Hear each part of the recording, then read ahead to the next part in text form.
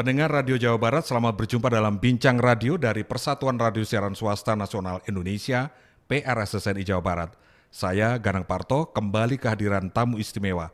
Tamu kita sudah tidak asing lagi karena sudah biasa sering datang ke studio podcast PRSSNI Jawa Barat, yaitu Ahmad Abdul Basit. Jika beliau selama ini kita kenal sebagai seorang komisioner pada Komisi Penyiaran Indonesia Daerah KPID Jawa Barat, kapasitasnya saat ini kita undang tidak sebagai komisioner KPID, tetapi sebagai anggota tim seleksi Badan Pengawas Pemilu Republik Indonesia atau tim seleksi Bawaslu Jawa Barat. Apa kabar Mas Basit? Kabar baik Mas Ganang, alhamdulillah. Betul ya? Sehat. Betul ya, jadi anggota tim seleksi Bawaslu Jawa Barat? Iya, betul. Hari ini sedang mendapatkan amanah untuk memilih calon-calon komisioner untuk Badan Pengawas Pemilu, khususnya untuk Provinsi Jawa Barat. Ya, tentu masyarakat sudah tidak asing lagi dengan namanya Bawaslu, KPU, Bawaslu. Wah ini dua hal yang sekarang sedang tren karena menjelang perhelatan demokrasi 2024 mendatang. Tapi masyarakat juga mungkin ada pertanyaan, seliweran beberapa hari ini melalui media online, mungkin melalui media penyiaran televisi atau radio, kok ada tim seleksi Bawaslu? Jadi kawan-kawan ini kapan mulai ada dan bertugas? Ya, kami memang dibentuk atas perintah Undang-Undang 7 2017, Undang-Undang Pemilu, mengamanatkan adanya tim seleksi untuk membentuk atau memilih komisioner baru. Karena kawan-kawan komisioner di Jawa Barat ini akan selesai periodenya pada bulan Juni ini, Mas. Juni ini mereka Betul. berakhir. Jadi sebelum bulan Juni, 3 bulan sebelum itu proses seleksi harus sudah dilakukan. Nah, ini kurang lebih 2 minggu terakhir kami sudah mulai intensif. Sebelumnya setelah ditetapkan oleh Bawaslu RI, jadi kami dipilih dan ditetapkan oleh Bawaslu RI, kemudian dilakukan bimbingan teknis. Setelah itu kami mulai bertugas untuk mulai tahapan penyeleksian calon komisioner. Berapa orang yang sudah menjadi tim seleksi ini? Ya, hari ini saya bersama 4 kawan yang lain. Yang pertama ada Ibu Raffi Sri Wulandari dari Universitas Langlang Buana. Kemudian ada juga Pak Usmar ini dari Universitas Mustopo. Kemudian ada Pak Heri, itu dari Universitas Al-Azhar. Dan satu lagi ada Pak Utang Rosidin dari Universitas Islam Negeri Win Sunan Gunung Jati Bandung. Jadi total kami berlima sebagai tim seleksi komisioner Bawaslu Jawa Barat. Ini meskipun semuanya punya background akademisi, tapi kami berangkat dari pintu yang berbeda-beda. Karena memang diamanatkan undang-undang itu ada yang dari akademisi, ada yang dari profesional, dan ada yang dari tokoh masyarakat. Oh, jadi 3 macam tipe inilah yang diakomodir ya? Iya, betul. Saya menyebut tipe bukan apa-apa menarik.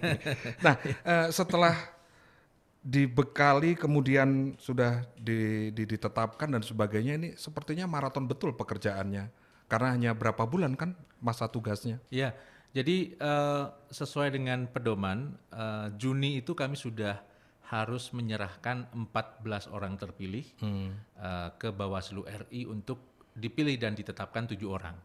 Jadi kurang lebih 3 bulan waktu kami untuk melakukan seluruh proses tahapan.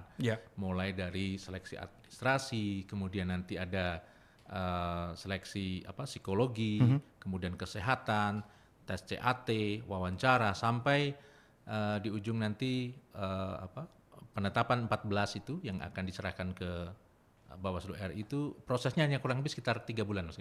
Betul-betul maraton. Maraton, ya. Ya, pendengar pemirsa di Jawa Barat, perlu kami sampaikan bahwa sebelum ini kawan-kawan tim seleksi juga telah melakukan sosialisasi, datang ke beberapa tempat, ke lokasi. Nah, kemarin kita juga diundang untuk rilis terkait dengan informasi pendaftaran untuk komisioner Bawaslu ini. Nah, yang menarik juga kita kemarin sempat tanyakan terkait dengan sosialisasi, mengambil beberapa tempat atau lokasi, bagaimana antusiasme yang terjadi di lapangan. Karena saya ingat-ingat betul bahwa ternyata ada perintah undang-undang 30% untuk wanita, kemudian juga untuk kaum disabilitas dan sebagainya. Ya, sebelum hari ini kami sudah memulai tahap sosialisasi. Memang seleksi ini dibuka untuk siapapun. Jadi seluruh warga Indonesia boleh mengikuti tahap seleksi ini.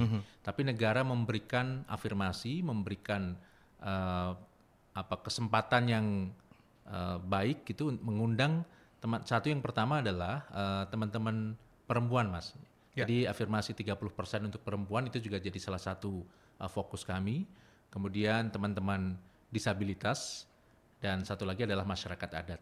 Tiga-tiganya sudah sempat kami jangkau teman-teman disabilitas 2 hari yang lalu di Bandung. Kebetulan ada konferda ya, konferensi daerah untuk teman-teman asosiasi penyandang disabilitas Indonesia, dan kami masuk untuk menyampaikan sosialisasi itu. Dan mereka ternyata antusiasnya luar biasa gitu ya. Mereka juga ingin terlibat karena prinsipnya yang kami sampaikan kan ada syarat misalnya sehat jasmani rohani. Itu sempat jadi diskusi teman-teman disabilitas. Panjang diskusinya. Katanya ini sehat jasmani rohani ini masuk nggak untuk kami, katanya begitu. Kami sampaikan bahwa kawan-kawan disabilitas ini kan secara jasmani dan rohani kan sehat ya. Memang terlahir istimewa, terlahir berbeda saja. Jadi teman-teman disabilitas tetap memiliki kesempatan yang sama untuk mengikuti seleksi ini. Nah, mereka beberapa juga sempat tertarik, tanya-tanya persyaratan, dan kabarnya akan ada yang ikut daftar juga. Dan itu membuat kami juga senang gitu.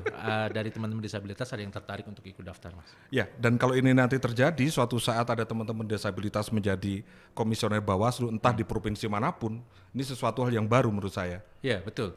Dan kami juga berharap demikian. Itu bentuk bahwa kita memberikan kesempatan yang sama, meskipun tentu dalam prosesnya akan ada pertimbangan-pertimbangan baik itu secara akademis maupun politis atau yang lain. Tapi kalau lihat dari dialog kemarin, teman-teman disabilitas memiliki peluang dan potensi untuk masuk di jajaran komisioner, Mas. Betul, karena kemarin kita juga sudah mengetahui KPU juga memberikan kesempatan yang sama kepada siapapun untuk waktu coklit ya didaftar atau mereka mendaftar berpartisipasi menjadi anggota dewan atau siapapun. Jadi artinya memang sudah tidak ada pemisahan-pemisahan lagi, sudah tidak ada hal yang mungkin saja selama ini terpinggirkan, sistem yang meminggirkan itu. Padahal kita sebenarnya sudah berupaya untuk semaksimal mungkin, termasuk tim seleksi ini mencantumkan tadi bahwa disabilitas is no problem. Karena secara 1, 2, 3 persyaratannya sudah tidak ada persoalan. Betul, dan kami juga akan memberikan pelayanan-pelayanan khusus jika memang pendaftar nanti ada diantaranya disabilitas. Misalnya yang kemarin jadi bahan diskusi, bagaimana dengan kawan-kawan disabilitas netra? Apakah CAT itu harus tetap dengan komputer sama seperti yang lain? Atau komputer braille? Betul, komputer braille misalnya kita harus siapkan, atau tes psikologi kan biasanya suka ada yang menggambar ya. Itu bagaimana dengan mereka? Nah, mungkin akan ada metode-metode untuk penyesuaian. Jadi jangan khawatir, penyandang disabilitas pun ketika mengikuti seleksi, kami akan sesuaikan tesnya dan seleksinya akan kami sesuaikan dengan bobot yang sama. Tapi yang menarik, ini sudah beredar iklan melalui medsosnya Bawaslu. Ini contoh saya baca saja, pengumuman pendaftaran calon anggota Bawaslu Provinsi Jawa Barat masa jabatan 2023-2028, 5 tahun ya. Badan Pengawas Pemilu memanggil putra-putri terbaik untuk mendaftarkan diri menjadi calon anggota Bawaslu Provinsi Jawa Barat. Kalau sudah ada istilah putra-putri terbaik, merinding saya mendengarnya.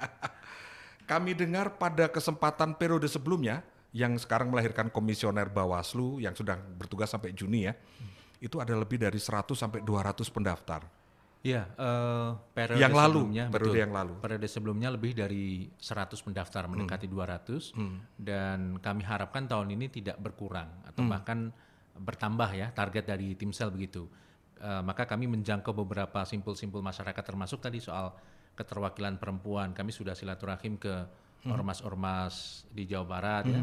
Kalau ormas Islam kami sudah ke Nahdlatul Ulama, ke Muhammadiyah, ke Persis, dan beberapa organisasi lain, termasuk mengundang secara khusus organisasi perempuan di ormas-ormas itu. Kan kalau di NU ada Muslimat, ada Fatayat, di Muhammadiyah ada Aisyah misalnya, kami undang untuk ayo ikut seleksi agar perempuan punya kesempatan yang luas gitu ya, afirmasi 30% itu bisa tercapai.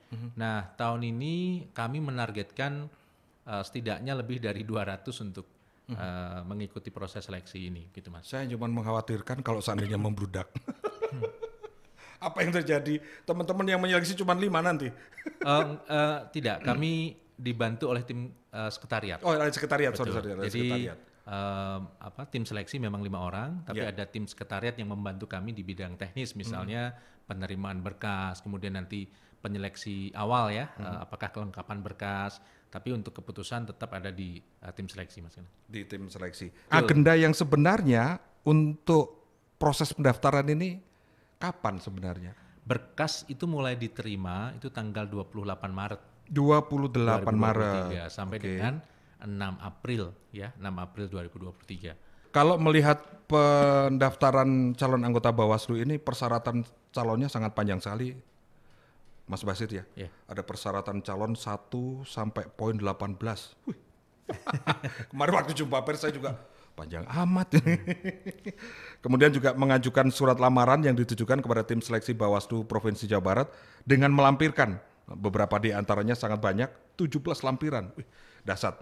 Kesemuanya nanti bisa diakses oleh Bapak Ibu warga Jawa Barat yang ingin daftar dengan cukup klik di Bawaslu Jawa Barat ya. Ya. Di sana semuanya sudah tercantum apa-apanya, tinggal ke sana saja. Nah, tapi saya mau garis bawahi dulu, sebegini panjangnya untuk menjadi, karena pejabat publik ya.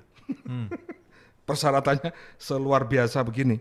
Ini akan diyakini bahwa ini nanti akan seperti hanya, mohon maaf, kan kita kemarin juga selama 3-4 pekan ini di berbagai wilayah kita lakukan liputan melalui LPS PRSSNI terkait bagaimana antusiasmenya orang mendaftar untuk menjadi PPK, bagaimana untuk menjadi PPS. Waduh, luar biasa. Sedahsyat itu, berbondong-bondong orang. Jadi sampai ada informasi bahwa yang jobless gitu ya, misalnya yang memang mencari pekerjaan itu tidak banyak, tetapi yang rata-rata memang ingin mengabdi karena ini 5 tahunan sekali itu sangat banyak. Yeah. Apakah ini juga akan tergambar oleh kawan-kawan nanti? Padahal ini di pundaknya itu berat sekali gitu sepertinya. Ya, meskipun pendaftaran itu kami buka selebar-lebarnya, tapi kami menentukan syarat-syarat. Nah, syarat itu sebagai upaya untuk mengerucutkan, bukan membatasi ya. Bukan Jadi membatasi. justru sebenarnya ini semacam tool untuk semakin memudahkan Ya, begitu. karena kan yang dipilih nanti hanya 7, maka dari sekian ratus itu kan harus mulai mengerucut ke arah 7. Nah, sebelum sampai ke 7 kan kita buat persyaratan-persyaratan. Misalnya yang paling mencolok ya, kalau warga negara Indonesia itu sudah syarat wajib ya. Kemudian dari usia misalnya. Usia kan kita batasi 35 tahun Mas, minimal. Minimal untuk bisa mengikuti Bawaslu Provinsi ini 35 tahun. Berbeda dengan kota kabupaten. Kalau kota kabupaten itu 30 tahun. Maka secara usia kami harapkan pendaftar untuk provinsi ini lebih matang ya secara usia. Ini catatannya saja nih. Untuk Anda pemirsa, pendengar Radio Jawa Barat, Anda yang berusia minimal paling rendah 35 tahun. Kemudian ada syarat yang heroik lagi atau mungkin syarat yang spektakuler? Yang lain sangat penting tapi standar gitu ya. Misalnya soal integritas, kepribadian, setia pada Undang-Undang Dasar itu kan wajib ya, harga mati itu sudah tidak perlu didiskusikan. Tapi ada juga syarat soal pendidikan paling rendah strata 1 atau S1. Jadi ini juga mulai mengkerucutkan bahwa pelamar ini minimal pendidikan S1. Karena kota kabupaten juga berbeda. Kota kabupaten itu SMA. Jadi SMA masih bisa mengikuti. Kemudian ada ini bersedia bekerja penuh waktu. Jadi komisioner Bawaslu ini nggak boleh nyamping untuk sambilan. Misalnya sebagai karyawan di mana atau PNS di mana, kemudian iseng aja lah ikut gitu. Kenapa begitu? Karena kami ingin bahwa komisioner terpilih itu komisioner yang mencurahkan seluruh perhatian dan tenaganya, pikirannya untuk urusan Bawaslu, bukan tenaga-tenaga sisa dari pekerjaan yang sebelumnya. Menjaga marwah itu namanya. Oke, simpan dulu. Pemirsa pendengar Radio Jawa Barat, Bincang Radio akan kita lanjutkan pada bagian berikutnya, tentu bersama tim seleksi Bawaslu Jawa Barat.